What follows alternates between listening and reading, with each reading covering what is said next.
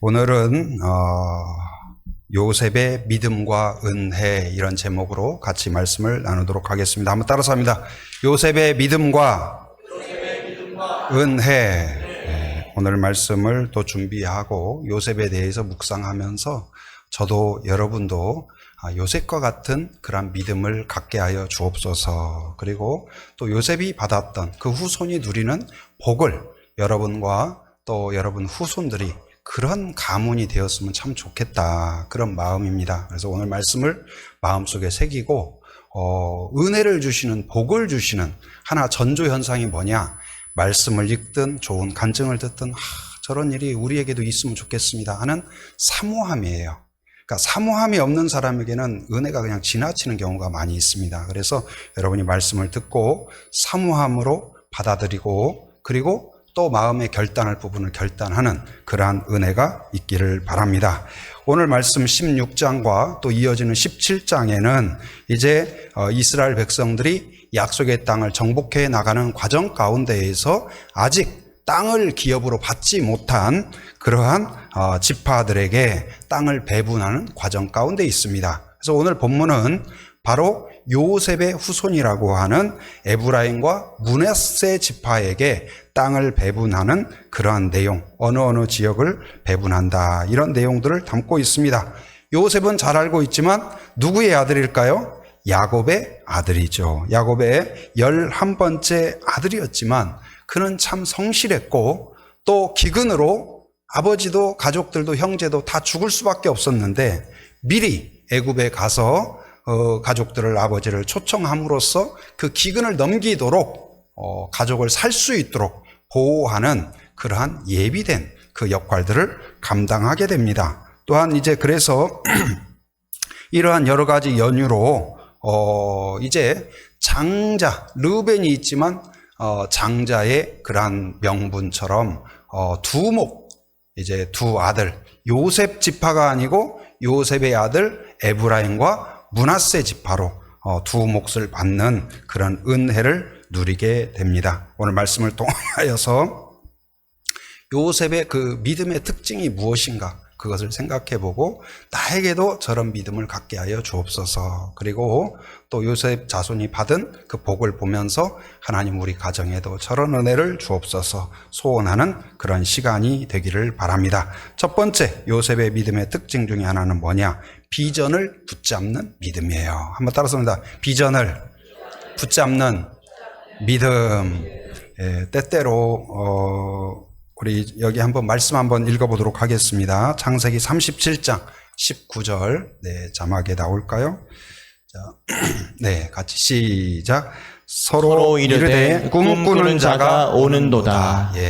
이 꿈꾸는 자가 오는도다. 이 말은 누가 한 말이냐면 요셉의 형들이 한 말이에요. 칭찬하는 말이 아니고 비아냥거리고 조롱하는 말이에요. 여러분이 때때로 직장에서 딱 출근하니까 누가 저쪽에서 야 저 예수쟁이 온다, 그렇게 말하는 것처럼 지금 요셉이 아버지의 명을 받아서 심부름하기 위하여 형들이 목축하고 있는 이것저것 찾아서 가니까 멀리서 오는 요셉을 보면서 형들이 조롱하면서 야 저 자식이 왔다, 저 꿈쟁이 저놈이 왔다, 저 그 꿈이 어떻게 되는가 보자 하면서 어떻게 해요? 구덩이에 집어넣어버려요. 죽음의 구덩이에 집어넣어버려요. 우리 그 요셉을 보면은 그 어린 나이에 꿈을 받았지만 그의 인생은 참으로 참 이렇게 꼬여도 꼬일 수가 있을까? 형들에 의하여 구덩이에 던져지고 또 팔려가고 포승줄에 묶여서 상인들에 의하여 다른 나라에 팔려버려요. 그리고 그곳에서 보디발의 집에서 열심히 성실하게 일했고 보디발에게 인정을 받았지만 모함을 받아서 이 오히려 경건함을 지켰지만 보디발의 아내의 모함을 받아서 감옥에 들어가는 정말로 억울한 일을 겪게 돼요. 그래서 억울한 일을 겪고 감옥에 들어가서 여러분, 그런데 우리 인생에서 때때로 이런 일들이 있죠. 참 열심히 하나님을 믿으면 복을 받는다. 믿습니까? 우리 권사님만 믿나 봐요. 하나님을 믿으면 복을 받나요? 아멘. 믿을 받습니다. 그런데 그래서 예수 믿기 시작했는데 아이에게 문제가 생겨요. 어려움이 생겨요. 때로는 구덩이에 던져지는 때도 있어요. 포승줄에 묶여가는 것처럼 억울하게 내가 왜, 하나님 도대체 왜 나한테 이러는 거예요? 그리고 억울하게 하나님의 뜻대로 살려고 노력했음에도 불구하고 감옥에 던져지는 것 같은 그런 일이 일어나기도 해요. 그런 때 여러분 무슨 기도를 드릴 수 있을까요? 그때 무슨 기도, 요셉은 무슨 기도를 드렸을까요? 여러분 구덩이에 던져졌을 때 무슨 기도 드렸을까요? 앞으로 총리가 되게 해주세요. 우리 가문이 번성하게 해주세요. 이런 기도 했을까요? 오직 딱 한 가지 기도예요. 무슨 기도일까요? 이 구덩이에서 나갈 수 있게 해주십시오. 살려주십시오. 그것밖에 없어요. 여러분 어떤 어려움이 있고 질병이 있고 그러면 어때요? 하나님 이것만 고쳐주면 원이 없겠습니다. 그 다음부터는 제가 그냥 평생 하나님만 믿고 따라가겠습니다. 그렇게 헌신하고 결단하잖아요. 그리고 자식이 시험 봤는데 떨어졌어요. 또 떨어졌어요. 3번 떨어졌어요. 그럼 어떻습니까? 하나님 이번에는 꼭 붙여주십시오. 이 자식만 붙여주시면 제가 평생 하나님을 사랑하고 의지하고 믿음으로 살아가겠습니다. 그렇게 기도하지 않겠어요? 그래서 이것만 붙여주면 제가 그냥 어디 광화문 내거리에서 춤을 추겠습니다 하면서 이 문제만 해결되면 좋겠다. 그러지 않았을까요? 근데 요셉도 아마 그랬을 것 같아요. 구덩이에 빠졌을 때는 이 구덩이에서 살려주십시오. 포승줄에 묶여 끌려갈 때는 어때요? 하나님, 제가 다시 자유의 몸이 될 수 있을까요? 또 모함을 받아서 감옥에 들어갔을 때 하나님이 억울함을 알아주는 사람이 있을까요? 다시 제가 빛을 볼 수 있을까요? 그런 기도를 하지 않았을까요? 그런데 그러한 기도 가운데 겨우 구할 수 있는 것이 살려주세요, 풀어주세요, 다시 빛을 보게 해주세요. 그 정도 기도였을 터인데 오늘 하나님께서는 그 정도 살려주고 풀어주는 그 정도 기도가 아니라 조금 더운 것 같은데 그걸 하나 끄셔도 될 것 같습니다. 그 정도 기도가 아니라 하나님은 어마어마한 은혜와 복을 허락해 주신 것을 볼 수가 있어요. 그런데 그 가운데에서도 이 요셉은 그 문제가 있을 때 문제만 붙잡는 사람이 아니라 어려움 가운데에서 어려움과만 씨름하는 사람이 아니라 그 가운데에서도 그가 놓지 않았고 성실하게 걸어가고 포기하지 않고 절망하지 않을 수 있었던 건 뭐냐? 그가 어렸을 때 하나님이 주셨던 꿈, 형들의 곡식단이 자기에게 절을 하고 그리고 해와 달과 별들이 자기에게 절을 하는 그것이 이해되지도 않고 점점 그 꿈과 나의 삶이 멀어지는 것 같고 어울리지 않는 것 같고 그렇게 멀리 떠나는 것만 같은 그때에도 하나님이 그 꿈을 주셨다면 뭔가 계획이 있다. 하나님의 뜻이 있다. 하나님의 인도함이 있다. 하나님의 반전이 있다. 그 믿음을 붙잡았다는 사실이에요. 다윗도 마찬가지입니다. 다윗을 우리가 잘 알죠. 다윗도 청소년기에 이제 사울 왕이 통치하고 있을 때인데 이스라엘의 이제 첫 번째 왕이죠. 왕으로 세워져서 처음에는 잘 순종하는 것 같았으나 그가 변질돼요. 그리고 이제 타락하기 시작하고 자기 이름을 냅니다. 그러자 이제 결국은 하나님께서 노 하면서 이제 사울을 버리기로 작정하고 새로운 왕을 세우도록 해요. 그래서 위대한 선지자 사무엘을 통하여서 너는 이새의 집에 가서 그 중에 아들 하나를 기름 부어라. 근데 이새의 아들, 첫 번째 아들인지 일곱 번째 아들인지 여덟 번째 아들인지 딱 집어주면 얼마나 실수 없고 좋겠어요. 근데 하나님은 꼭 마지막 하나를 남겨놔요. 꼭 믿음의 길에 있어서 다 해서 정답 찾아주는 게 아니고 우리가 믿음으로 해야 될 일, 영적으로 기도해야 될 일, 그리고 그것을 사모해야 될 한 가지를 남겨놔요. 사무엘이 얼마나 위대합니까? 이새의 집에 가서 딱 보니까 큰아들을 보니까 너무 잘생겼어요. 왕 같아요. 기름을 딱 부으려고 했어요. 그랬더니 하나님이 no, 멈춰라, 아니다, 패스. 둘째 아들 패스, 쭉 패스. 그래서 아들이 아무도 없어요. 이새에게 물어봅니다. 아들이 또 있습니까? 그랬더니 하나 있기는 있는데 이게 무슨 말이에요? 그러니까 왕감으로는 맞다는 거예요, 안 맞다는 거예요? 그건 전혀 안 어울린다. 아버지한테도 인정받지 못하는 아들이었어요. 그런데 사무엘이 이야기합니다. 그 아들이 오기 전에는 우리가 이 식사를 하지 않겠다 해서 급히 새까맣게 이 양을 키우고 있던 아들을 급히 데려와요. 그리고는 기름을 붓습니다. 여러분, 기름을 부었어요. 누가요? 위대한 선지자가 누구의 명령을 따라서요?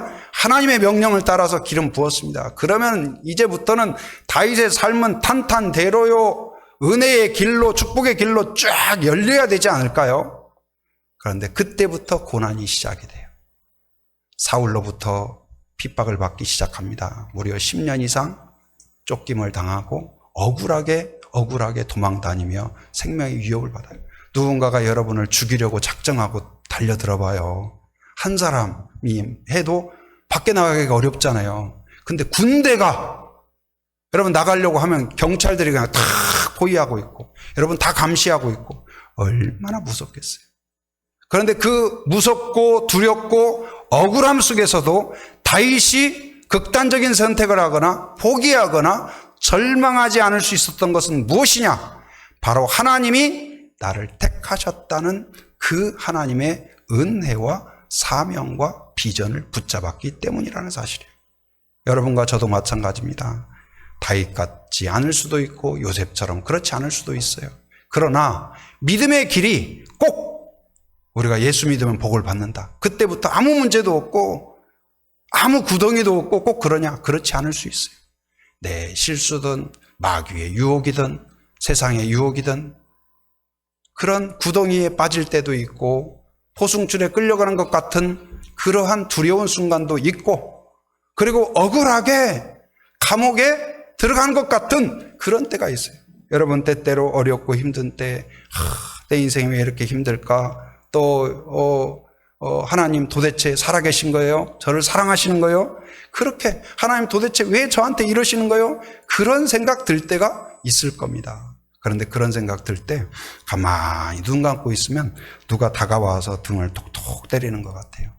그래서 누군가 생각해 보면 누구냐면 요셉이 찾아와 가지고 성은아 억울하지? 억울할 거야. 근데 네가 나보다 더 억울하냐 하면 할 말이 없는 거죠. 조금 있으면 다윗이 와가지고 톡톡 두드리면서 성경의 인물들이 우리한테 다가와서 억울하지? 내가 이해된다. 근데 나보다 더 억울하냐? 마지막에는 누가 오실까요? 예수님이 찾아오셔서 톡톡 두드리면서 억울하지? 십자가를 진 나보다 더 억울하냐? 그렇게 물어보시는 것 같아요. 그러면 정신을 바짝 차리게 되고 다시 하나님을 바라보게 되는데 그러한 어떤 어려움 순간 구덩이에 던져진 것 같은 그때에 정말로 마음속에 이전에 해주셨던 어머니의 축복 또 목사님들의 그 축복의 기도 그런 것들이 우리를 다시 잡아 끌어올려주는 것. 그리고 성경의 한 구절 한 구절 여호와는 나의 목자시니 내가 부족함이 없으리로다. 그 말씀이 저에게는 정말 별과 같이 동방 박사가 지도를 따라 예수님을 찾아간 것이 아니라 뭘 따라갔어요? 하늘의 별을 따라가는 것처럼 믿음의 성도는 뭘 따라가는 걸까요? 내 경험과 사람들의 수군거림을 따라가는 것도 아니고 문제에 흔들리는 사람이 아니고 별과 같이 하나님의 약속을 비전을 붙잡고 가는 사람이 되어야 될 줄 믿습니다. 그래서 때로 구덩이에 던져지기도 하고 때로 포승줄에 끌려가는 것 같기도 하고 감옥에 갇히는 억울함이 있다 할지라도 그때마다 살아계신 하나님이 약속하신 하나님이 나를 택하셨다. 하나님이 나를 지키신다. 하나님이 나를 인도하신다. 하나님이 반드시 그 꿈에 맞는 역사가 있을 줄 믿습니다. 믿음으로 그 비전을 품고 나아가는 그러한 성도가 되기를 바랍니다. 그래서 우리의 입술 가운데 있는 어떤 안 된다, 죽겠다, 망하겠다. 그것은 하나님이 기뻐하는 말이 아니에요.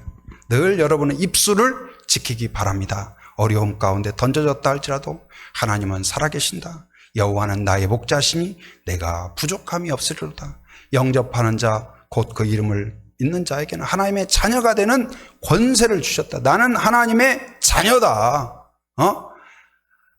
하나님이 이 문제가 어떻게 해결될지, 어떻게 내가 나갈 수 있지, 이 구덩이를 나갈 수 있을지 알지 못하나 하나님은 나를 사랑하시고 나를 향한 지혜가 있으시다. 그 믿음을 붙잡을 때 능히 그 구덩이를 나가는 정도가 아니라 하나님의 놀라운 계획이 나를 통하여 이루어지는 것을 보게 될 것입니다. 두 번째 요셉의 믿음의 특징은, 첫째는 아까 뭐였죠? 비전을 붙잡는 믿음, 비전을 붙잡는 믿음, 말씀을 붙잡는 믿음, 하나님을 붙잡는 믿음이죠. 두 번째는 뭐냐? 비전을 전수하는 믿음이에요. 한번 따라서 비전을 전수하는 믿음. 창세기 50장 25절 같이 한번 읽어봅니다. 시작. 요셉이 또 이스라엘 자손에게 맹세시켜 이르기를 하나님이 반드시 당신들을 돌보시리니 당신들은 여기서 내 해교를 메고 올라가겠다 하라 하였더라. 출애굽기 13장 19절 시작.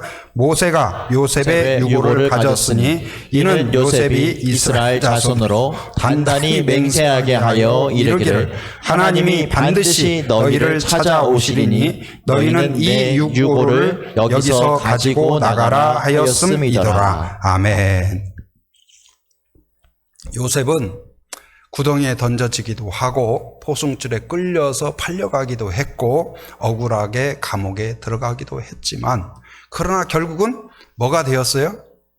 그 꿈대로 정말 형들이 와서 절을 하는 총리가 되었어요. 형들뿐만 아니라 애굽에서도 왕 외에는 모든 사람들이 절하고 존경받는 총리가 되었어요. 그 말은 무슨 말일까요?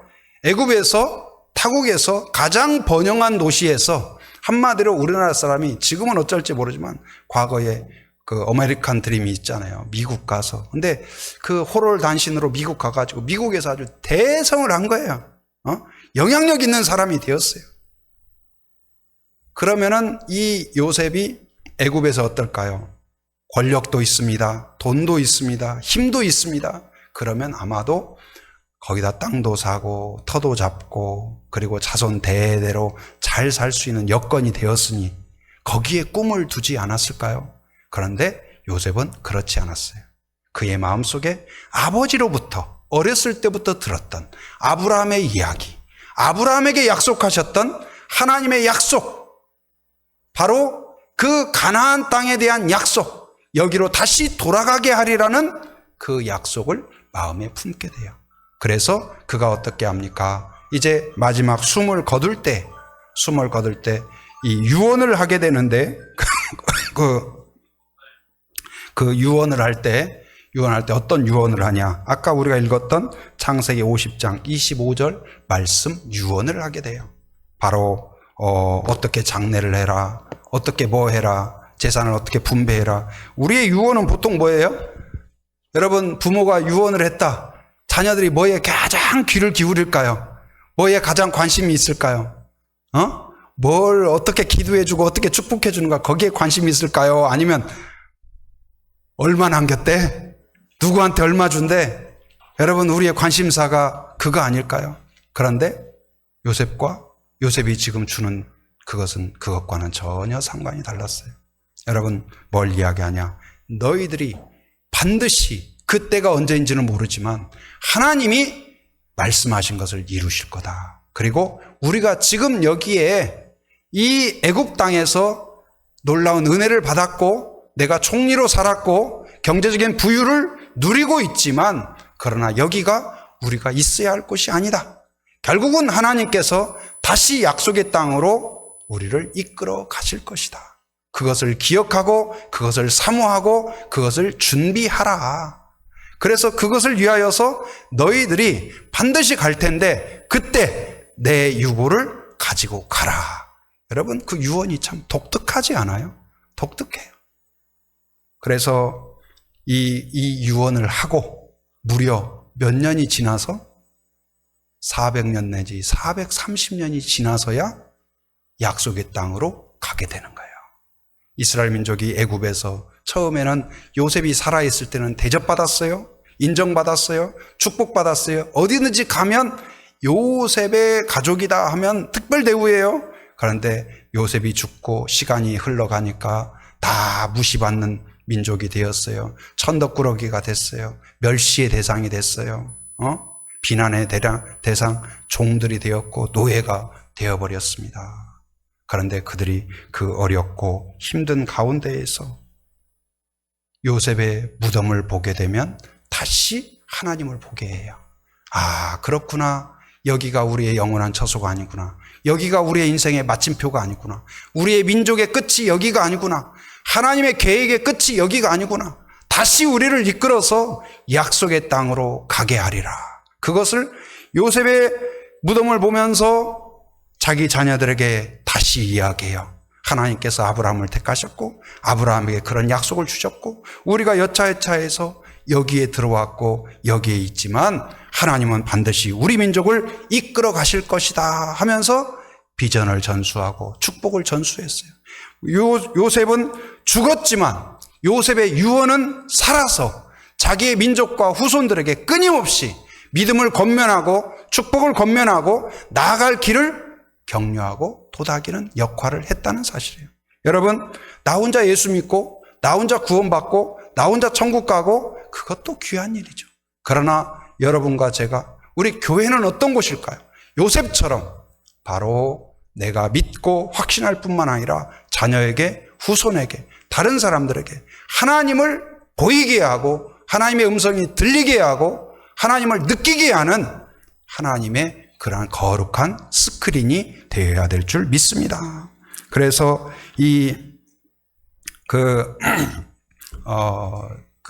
제가 서울에 있을 때 한 장로님이 생각나는데 그 장로님 정말로 존경스럽고 참 대단하다, 참 멋지다. 그때에 이제 팔순잔치가 있어서 제가 이제 같은 교구라 그 장로님께서 목사님 팔순잔치를 여차여차 이렇게 할 겁니다. 목사님 예배를 인도해 주시죠. 그래서 근데 한강변에서 굉장히 좋은 레스토랑에서 이렇게 했어요. 그래서 초청을 하는데 자녀들 후손들 한 3분의 1, 그 다음에 성도들 한 3분의 1, 그 다음에 자기가 서예한다든지 뭐 사회활동하면서 믿지 않는 사람들 한 3분의 1. 이게 상당히 많은 수가 한 60여 명, 70여 명 오신 것 같아요. 그래서 오셔서 이렇게 같이 하는데 제가 이제 예배를 한 20분 정도 간단하게 이렇게 잘 마쳤어요. 마쳐서 이제 식사하나 싶었어요. 근데 장로님 올라가셔가지고 자기의 간증을 나누는 거예요. 가지고 제가 그 예배를 한 20분 정도 해서 마쳤는데 간증을 거의 한 20-30분 하신 것 같아요. 자기의 인생 스토리를. 근데 그분의 간증을 저도 구체적으로는 그때 들었는데 너무 인상적이에요. 제가 전에도 아마 나눴을 겁니다. 그분이 이 걸프전 때 이란 이라크 전쟁 때 군복 사업을 해서 어마어마한 돈을 벌었대요. 그래가지고 공장도 새로 짓고 땅도 매입하고 아주 부유하게 집도 사고 여러 가지 그렇게 했는데 문제는 IMF 때 문제가 생긴 거예요. 땅도 있고 공장도 있고 부지도 있고 집도 있는데 뭐가 안 돌아요? 돈이 안 돌아요. 현금이 안 돌아. 그래가지고 단돈 몇 억 때문에 다 은행에 넘어가 버린 거예요. 부도가 나버린 거예요. 그래서 이제 집에 있는데 친구였던 교회 다니는 친구 이제 그 성도님께서 친구 얼마나 마음이 상심이 큰가 사업하는 분들 아침에 모여가지고 조찬도 나누고 또 강사 말씀도 듣는 그런 게 있는데 같이 한번 가보세요 하니까 뭐 할 일도 없고 마음도 좀 답답하고 하니까 친구가 가자고 하니까 그냥 가준다 마음으로 갔어요. 가서 이제 조찬 식사도 하고 또 믿음의 사람들 이야기 나눈 것도 듣고 하니까 또 들을만 해요. 자기가 사업을 했기 때문에 사업가들 이야기 하니까 그 말도 들을만 하고. 그리고 또 이제 그래서 한두 번 그렇게 나가는데 그 친구 이제 믿음의 성도인 그 친구가 뭐라고 하냐면 친구 그 우리 교회에서 또 강연회가 있다. 좋은 강사 와가지고 강연회도 하고 또 이렇게 노래도 부르고 그러는데 내가 식사는 확실하게 맛있게 책임지겠다. 그래서 같이 가보자 했더니 4일 동안, 근데 4일 동안 한다. 그래서, 갔어요. 어차피 시간이 많이 있고 친구가 요청하니까. 근데 그게 뭐였을까요? 부흥회. 4일 동안 하는 부흥회를 들었는데 강사 목사님이 이제 이야기하고 같이 또 지내고 그런데 거기서 이분이 예수님을 만나게 돼요.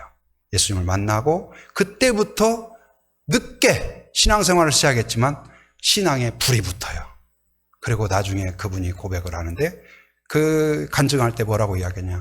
내가 사업을 망하게 된 것, 부도가 난 것이 얼마나 내가 감사했는지 모른다. 내가 계속 사업이 잘 됐으면 나는 계속 그렇게 살았을 것이다.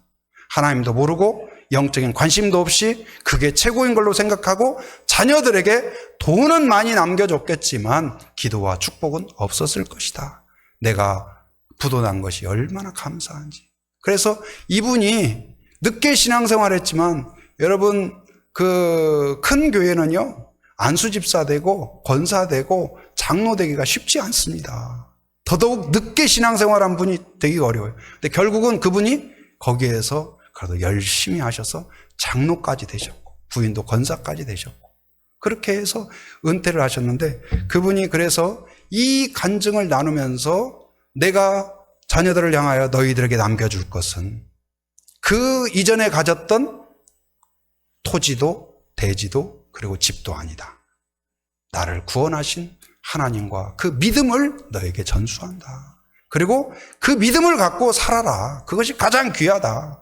성도들에게도 권면합니다. 그리고 아직 예수님을 알지 못하는 같이 서예하고 사회활동하는 사람들에게도 진지하게 선포하는 거예요. 나도 하나님을 몰랐다. 그게 최고인 줄 알았다. 그러나 하나님을 만나보니까 너무나 간절하고 너무나 감사하고 너무나 행복하다. 이 자리가 단지 나를 축하하고 내가 축복받는 팔순잔치가 아니라 바로 내가 만난 하나님을 자랑하는 그런 잔치가 되었으면 좋겠다. 와, 제가 그날 앉아있는데 너무나 감사하더라고요. 와, 이렇게 훌륭한 분이 계시구나. 이렇게 복된 분이 계시구나. 멋있지 않나요? 그런데 그분이 한 이야기 중에 그 간증 중에 너무 인상적인 이야기가 있는데 그때가 이제 80세시잖아요. 지금은 이제 90세 이상 되셨겠죠. 근데 그분이 뭐라고 이야기하냐. 타자로 성경을 타자 치시는 그런 거. 근데 전국 순위에 드는 분이에요. 10순위 안에 드는 분이에요. 근데 그분이 뭐라고 이야기하냐. 내 눈이 모니터를 볼 수 있을 때까지 내 손가락이 자판을 두드릴 수 있을 때까지 나는 성경을 보고 성경을 치리라. 와, 멋있다. 야, 저런 정말로 멋있는 팔순잔치가 되면 좋겠다. 저런 믿음의 향기, 이런 훌륭한 분이 계시구나. 여러분 놀랍지 않나요? 자녀에게 무엇을 남겨주기 원하십니까? 아, 이 아파트는 누구 주고 저 땅은 누구 주고 재산을 남겨준다면 자녀들이 그때는 좋겠죠. 여러분 유산 받으신 분 있죠? 받은 거 그때 좋아하죠. 그러나 어떻습니까? 10년 지나고 20년 지나서 아, 우리 어머니가 남겨준 거, 아버지가 남겨준 거 감사하는 사람 별로 없습니다. 여러분 그러나 두고 감사하고 영원히 복받는 건 뭘까요? 하나님인 줄 믿습니다. 믿음인 줄 믿습니다. 바로 요셉은 그것을 자기가 죽었지만 유고를 들고 가라. 그건 뭐예요? 하나님을 바라봐라. 하나님의 약속을 붙잡아라. 죽어서도 자녀들을 후손들을 믿음으로 이끌었다는 사실을 기억해야 돼요. 그래서 그러한 요셉에 대하여 그 어려움 가운데에서 비전을 붙잡고 꿈을 붙잡고 나갔던 요셉, 그리고 죽어서도 자기의 유고를 들고 가라 선포함으로써 자녀들이 바로 너희들도 구덩이에 던져지고 보숭줄에 묶이고 그리고 억울하게 감옥에 갇히게 될 터인데 그때에 내가 하나님의 비전을 봤던 것처럼 이 나의 뼈를 보아라. 나의 유고를 보아라. 그리고 그 길을 찾아가라. 그리고 드디어 400년, 430년이 지나서 어떻게 됐을까요? 상상할 수 없는. 요셉이 기도하지도 않았겠죠. 내 후손이 400년 뒤에, 430년 뒤에 두 지파가 되게 해주시고 그리고 내 후손들이 약속의 땅을 배분받게 하여 주옵소서. 그런 기도를 어떻게 했겠어요? 그냥 살려주세요, 도와주세요. 그 정도 기도했지 않겠어요? 그런데 하나님께서는 그 기도의 폭을 넘어서 그 깊이를 넘어서 놀라운 상상할 수 없는 복을 허락해 주셨다는 사실이에요. 오늘 내가 어떻게 비전을 보고 살아갈 것이냐, 말씀을 붙잡고 살아가는가가 나 하나만 연결된 것이 아니라 자녀 대대로 100년, 200년, 400년, 1000년 이어간다는 사실을 기억하기 바랍니다. 그래서 오늘 그가 어떤 복을 받았냐. 첫째는 영광스럽게 하셨어요. 원래는 장자에게 두 곱을 줘요. 그럼 원래 장자가 누구냐? 야곱의 장자가 누굴까요? 르우벤이에요. 르우벤을. 근데 그가 부적절한 행동을 함으로써 야곱으로부터 축복을 받지 못해요. 장자의 명분을 상실하게 돼요. 그리고 오늘 두 곱을 받은 사람이 누구냐? 이 요셉이에요. 요셉. 그래서 요셉 지파가 아니고 요셉의 아들 에브라임과 므낫세 지파로 두 곡을 받습니다. 그리고 강력한 영향력을 가진 지파가 돼요. 여러분, 모세에 이어서 약속의 땅을 진두지휘해서 그 땅을 차지한 지도자가 누굴까요? 누구였어요? 여호수아죠. 여호수아가 어느 지파였을까요? 요셉의 후손인 에브라임 지파였다는 사실이에요. 바로 그 위대한 지도자를 세우게 되고, 그리고 그 지역이 정치적 군사적으로 중요한 중심 지역이 되었고, 그리고 이스라엘 민족에게 있어서 법궤가 중요한데, 법궤가 머물렀던 곳이, 오랫동안 머물렀던 곳이 어디냐? 바로 실로라는 곳이고, 이곳이 바로 에브라임 지경에 있었다는 사실. 그래서 하나님이 쓰시는 예배의 처소요, 신앙의 중심지요, 많은 사람들이 하나님을 만나게 하는 처소가 되게 하는, 요셉이 이런 거 꿈이나 꿨겠어요? 여러분, 이 말씀을 생각하면서 여러분과 제가 요셉같이 정말로 어떤 상황에서도 구덩이에 던져질 때에도, 포승줄에 묶여갈 때에도, 억울하게 감옥에 던져졌을 때도 하나님은 살아계신다, 여호와는 나의 목자시다, 그 믿음을 붙잡는 성도가 되기를 바랍니다. 그리고 나 혼자 믿고 끝나는 사람이 아니라 가는 데마다, 만나는 사람마다, 교육자 모임할 때에도 한 간사님이 어린이들 데리고 전도를 하고 싶다는 거예요. 그 마음이 너무 감사하더라고요. 주일날 끝나면 아이들 데리고 뭐라도 하겠다. 여러분, 뭐라도 그것이 잘 되고 못 되고가 중요하지 않아요. 여러분, 뭐라도 나로 인하여서 나만 보는 것이 아니라 하나님을 보게 하여 주시옵소서. 내 말을 통하여 내 음성뿐만 아니라 하나님의 음성과 위로가 느껴지게 하여 주시옵소서. 여러분의 걸음이 바로 이 요셉의 걸음이 되고 요셉의 축복이 되고, 여러분만 생각하면, 여러분 자녀가 후손이, 저도 그래요. 우리 어머니만 생각하면 믿음을 다시 바로잡게 돼요. 여러분의 자녀가 여러분만 생각하면 우리 어머니 같은 믿음을 가지면 좋겠다, 우리 할머니 같은 믿음이 있으면 좋겠다. 그럴 수 있는 믿음의 명문 가문이 되기를 주님의 이름으로 축원합니다.